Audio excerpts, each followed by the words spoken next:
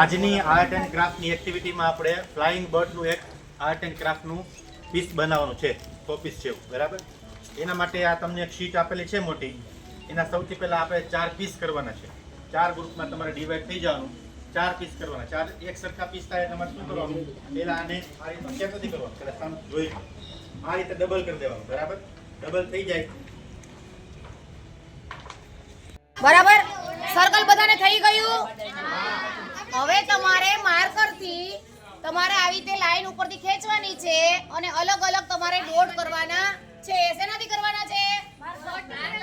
નહીં, હા, કલરથી કરવાના છે. બરાબર, સમજાઈ ગયું બધાને? આટલું ચાલો કરો સ્ટાર્ટ.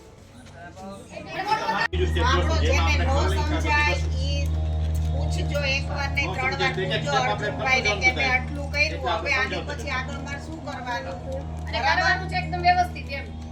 વ્યવસ્થિત થવું જોઈએ બધાને. અને બોટનો ઉપયોગ કરીને ઉપરના જે ડોટ છે